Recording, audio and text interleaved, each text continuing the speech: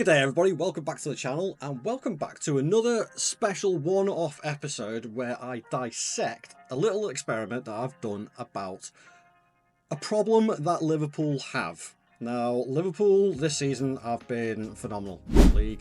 At the time of recording, we're only a couple of games off actually winning the title, which I think is absolutely phenomenal considering the fact that they brought a new manager in, completely new staff, and done it with virtually the same squad that Jurgen Klopp left.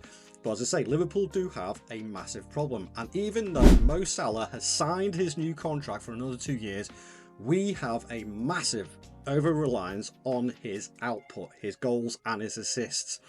And we haven't had a decent striker banging in the goals for us for a good number of years. So this is what this experiment is about. I am taking Liverpool's top 6 rumoured targets and I'm going to simulate a season with each of those targets in the Liverpool side under slots, tactics, to see if it would work and which striker would fit the Liverpool model the best. So without further ado, let's go and replace, pointing that way, the Egyptian king with maybe Isaac, Ekitike, Gyökeres. Who knows? Let's go and find out. Right guys, so here we are on the first simulation just about to start. I have taken over Liverpool. I have brought in a couple of transfers who I think Liverpool would actually sign. That's what I'm going to do with every single season. I'm still going to bring in a couple of transfers who I think Liverpool are going to buy this season. But I'm not going to do every same seasons, should I say, with the same players I'm going to sign. I'm going to experiment with them. But the main point is about which striker will work the best. And the first one that I've gone for is French striker, young French striker, who has been heavily linked with Liverpool, and that's Hugo Ekitike. Now, on the game, he's only rated at a 2.5-star ability, up to 3-star. His potential, if we have a look at his attribute details, is only a maximum of 155, which, in the grand scheme of things, isn't massive. If I was looking for a striker for Liverpool, it would be a better potential than that. His record is patchy at best. I know he's had a really good season in real life at Frankfurt, and bearing in mind this game, obviously it's on the up-to-date transfer database, and I have simulated a full season forward to make sure it matches up in the timeline with this season.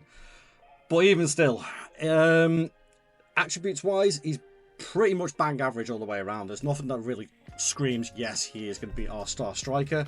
If we have a look at his milestones, his career stats, at Frankfurt in that one season before I moved him, he only scored 5 goals, which isn't very good at all. And he's only got 21 career goals at the standard of this, so it's a bit iffy. As for the other transfers that I brought in, I'll cover them quickly. I brought in the likes of Nico Schlotterbeck, Milos Kerkez, and also Michael Elise. I brought into the club as a backup because, or not a backup, because on the game, I tried to keep him. I tried to keep Van Dijk and Salah, but they didn't want to stay. So is that going to affect the experiment a little bit? Maybe. But let's go and roll the highlights. Well, not the highlights, sorry. Let's go and roll the experiment first. I'll jump to the end of the season. Let's see how Ekitike gets on first. Well, this season didn't really work out well at all. Under slots tactics, perhaps selling the likes of Van Dijk and Salah, unfortunately I couldn't keep him at the club, kind of hampered us. Ekitike did end up the leading goal scorer, but with only 16 goals, that's a bit of a concern. And in all honesty with you guys, I did actually get the sack at the end of this season. And it's not surprising because I finished 8th. And I had to reinstate myself so I can actually go and have a look at the squad and see what happened with the Ekitike to see what his output was like. So, if we have a look at this, 3 goals in 12 games in the Champions League. His league form, 9 goals in 36. There is some improvement there. His potential ability has gone up a little bit. If we have a look at his attribute details, he's at 141 now, so he's not far off his actual full ability. But overall, is that really a striker that we're looking for? I would not say so. So let's roll on to the next one, and let's go and find out who my next pick would be. And the next option, apparently, according to the press, would be Julian Alvarez from Atletico Madrid, obviously the former Man City player as well, which is a little bit of a surprise for me because I don't see him as an out-and-out striker, which is what I think the club needs. They need somebody who's just going to be a pure goal scorer. There's not many of those types of players around, but I think Alvarez is a bit more, I don't know, he feels a bit more in the early days of Bobby Firmino style. He's, as you say, on the game, he's rated as a deep line forward. A little bit more of a creator. Yes, he can score, but I don't see him as the main option, so to speak. I would prefer somebody like Alvarez to play perhaps in the number 10 position behind the striker. I don't see him as the out-and-out striker, and his goal record speaks for itself. Before he went to Atletico Madrid, he only got 33 and 74 at River Plate, and only got 9 league goals in 31 games for Man City, albeit a lot of them were off the bench as well. So I don't know. He is having a good season in real life at Atletico Madrid. I don't deny that at all. But again, is he the right option? I don't know. Tactically wise, as I said, skip that. I'm keeping it as this. Very little tweaks here and there. This is what I see Slot's game like, pretty much. And transfer wise, again, to back that up, I went big and brought in Jamal Musiala because I thought, you know what, why not? Gutierrez as our left back option, and the game actually did that. They brought in Presnel Kimpembe before I actually had a chance to come into the game. So without further ado, I'm going to simulate the season and see how Julian Alvarez gets on with the club. Now, this season worked a hell of a lot better than the Ekitike one did, finishing second, only 4 points behind Spurs. I see that happen so many times on this game. It's ridiculous. Spurs are never going to win the league. Not a bloody hope in hell are they ever going to win that. And we were actually top for a long part of the season, if you see that, and then we just dropped off. Salah was our prime player this season, but it's not about Salah. It's about Alvarez. How did he get on? As you can see, I kept him in the side the entire season. He played 59 games, 9 assists, 19 goals. So if we round that up, say to 1 in 3, I don't know about that. I don't know. Again, he's improving a little bit. I didn't actually have a look at his what they rate his potential ability. He's only a little bit ahead of Ekitike in potential, and he's almost there already. He got, try and break this down career stats wise, he got 13 in the league, 6 in the cup, and didn't get a single goal in the continental competitions. 19 in total. Again, for me, I think looking at that just off this experiment alone, it's a no for me on Alvarez. So let's roll on to the next option. So here we are again at the start of the season, ready to rock and roll, and the next player I brought in as a striker to fill that void of getting us the goals is Benjamin Sesko, the all-star wonder kid of the game. Still very highly rated, but I don't think has developed like some people thought.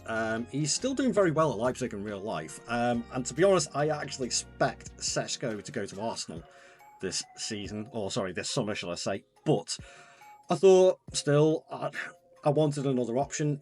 There has been some rumours that he's been linked with us. I don't see him as the option, but you know what, for the experiment's sake, I thought, why not? So he's still got a 4-star ability. His potential is about the same as Alvarez's, so I kind of expect the same output. But the problem with Sesko is that he does have some injury issues as well at the young age. I really want Liverpool to avoid injury-prone players because we've suffered with that enough over the last decade or so. It's ridiculous. And what is going on with my hair? Damn. So with Sesko in the side, alongside who did I pick on this one? Alongside Quillendish Hartman as the left back, who I didn't even think about, but he's Slot's former left back at Feyenoord, who actually in real life got a really bad knee injury and has been out most of the season. Brought him in as left back. I brought in Facundo Torres. Keenan Yildiz is another one. Tammy Abraham, really. And Gonzalo Inacio is another one who I brought in just to bulk out the squad and make it a little bit more realistic on what we could do this summer. But like I say, it's all about Sesko, so let's go and find out how this season goes. Fingers crossed, he might actually produce better than Ekitike and Alvarez. Who knows? Let's see. Well, that's not too bad, is it? Third experiment, and we actually win the league. One thing I did forget to check. Oh, we're running up in the Champions League semi-final. You know what? Actually, that's not a bad season overall. Salah looks like he was the main man again. Chiesa looks like he had a good season as well. But let's go and have a look at our main man, who is injured. But he did play 59 games this season. 15 goals, 8 assists. That's not good enough. That is not good enough. Only having, what's that, 10 league goals in nearly 40 games. That's a 1 in 4. So at the moment, Ekitike, Sechko and Alvarez are all averaging 1 goal every 4 to every 3 games. Liverpool need a striker that's either going to be a 1 in 1 or a 1 in 2. Simple as that. So, Sechko, for me, no. And again, it'll be a price. And I forgot to allude to this as well with Ekitike and Alvarez as well. It looks like, as of a couple of days ago, Frankfurt are going to price Ekitike out of a move because they're putting an astronomical price tag on him. Alvarez, he's only been at Madrid a season. They're probably going to charge over 100 million for him if we wanted to buy him, so I can't see that happening. And Sechko, like I said at the start of this season, I think he's going to go to Arsenal instead. He's more of an Arteta-style player, I think, more than anything else. So, let's roll on to the next one. I've got a couple of options left to show you, so I'm going to roll into that. Now, for this next one is a little bit of a controversial one because he divides opinion. He's a 50-50 split whether he's rated as a good striker or not. And that is Jonathan David.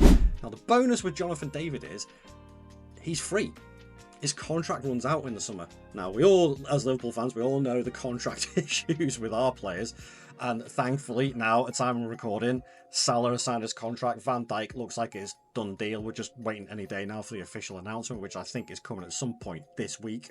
I do think Trent is gone. Completely gone. I don't think he's a Liverpool player come next season. But Jonathan David is an interesting one. He does divide opinion, but he does have a pretty decent goal record. He had an absolute blinding season at Lille a couple of seasons ago. 13 in 37, 15 in 38. So that's just over a 1 in 2. Same there. That one is an outstanding season. That's 1 goal every 2 games plus. And then he dipped off on that season before I simulated it and moved him. But again, in real life, he's actually had a pretty decent season for Lille. So would he be a good option? Oh, no, didn't really do that. Would he be a good option on a free? I think so. He's got the physicals, he's quick, he's got decent stamina, decent work rate. And overall, I think as a cheaper option, I'm not saying as the first choice striker, but I say as a good backup option to whoever else that we may get. Free transfer is a free transfer. All you got to do is pay the signing on fee and the wages, so why not have a shout at Jonathan David? But let's go and see how he does for this season. Who knows? He may be the messiah that we require. Who knows? Well, that was a disappointing season on this one. 5th. Only finishing ahead of Villa on goal difference. And we were there or thereabouts, third and second. But then we just dipped off towards the end of the season. And it's never a good sign when Diogo Jota is your leading goal scorer, even though I put my striker in. So let's go and have a quick look at Jonathan David. There he is, as the striker in. Played every single game of the season and only got 14 goals and 4 assists. So, that's a... Well, no, I'm not saying that's a no for me, because I think it is actually a really good bit of business because he's on a free transfer. And if he gets you 15 goals in the season, that could be pivotal. But as the #1 choice of striker, no. Sound business because he's a free transfer, but only as a backup. So, I'm going to move on to my next option. And this next option, or should I say this option and the final option I've got after this, are probably my 2 favourite choices for the striker options. And this one I've gone for is Victor Osimhen. Now, this guy is a goal machine in real life. He gets goals wherever he goes. I mean, on this simulated season, he got 25 and 34, but I know in real life he's had a very, very good season with Galatasaray, and he absolutely lit the Serie A up for Napoli the season before, and he just gets goals wherever he goes. And the reason for that is he's an incredibly natural striker. He's excellent at finishing, excellent at heading, brilliant movement off the ball, but he also has the physical attributes to back it up. He is quick, and he's coming into his prime age. And from what I understand, Napoli would only want apparently anywhere between 60 and 70 million, which I actually think is a pretty respectable price in today's market. It still makes me sick to say that price about football players, but you have to take the market as it is, and I think that is a very, very good option. When you back it up with some of the other transfers I brought in, like Teo Hernandez, Afonso Aldavis, Rodrigo, and Adam Wharton, well, I'm hoping that this simulation will work out very, very well. Let's go and find out, shall we? And again, it's never a very good sign when you simulate something and your winger's the top scorer. I'm a little bit disappointed in that. They didn't win anything in the league on this. They didn't win any cups. Bit of a disappointing season, really. And then when you look at Osherman, only 19 goals in 6 games. Now, I don't know whether I didn't put the player instructions right or whatever, but that is disappointing for me. Again, that's going to nearly a 1 in 4. It's a 1 in 3, but it's in between a 1 in 3 and 1 in 4. And again, that's not good enough for...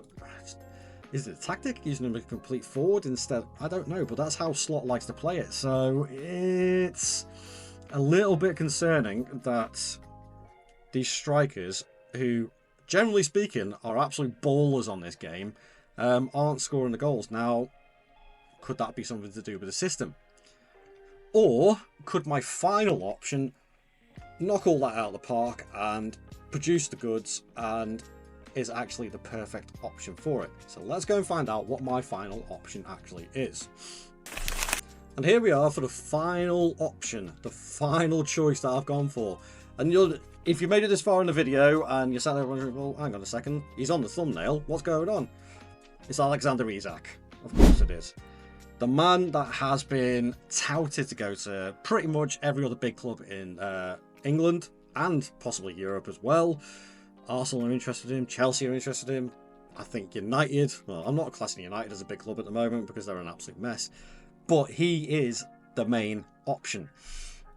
And some people thought that with Salah signing his contract that we may not have the money, but apparently that might not be the case.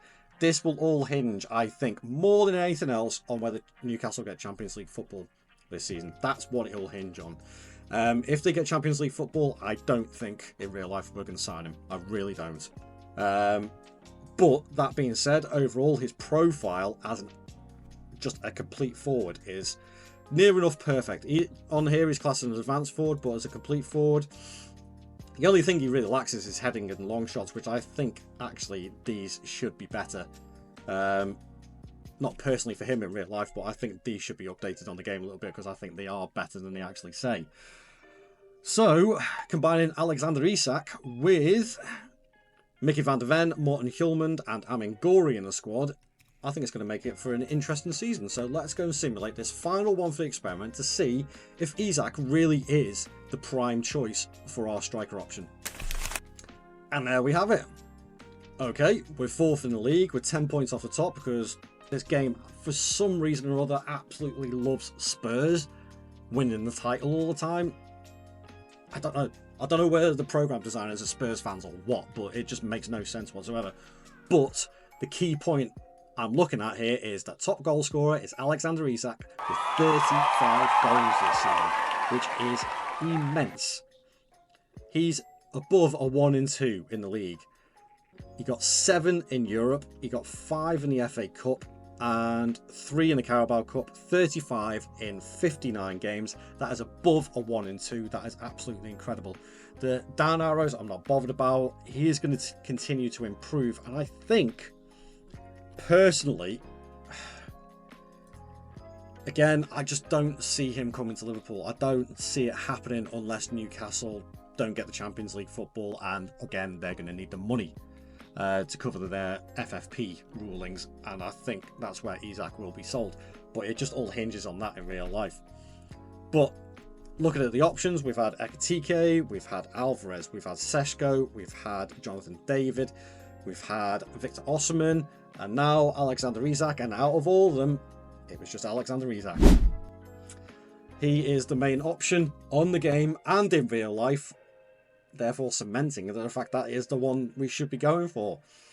Will it actually happen? I still can't see it happening, as I say, unless that Champions League football doesn't go back to St James's Park.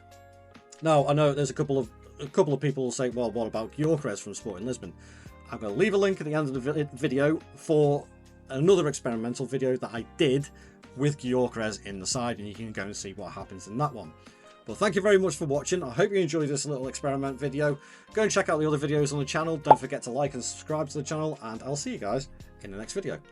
Ta-ra.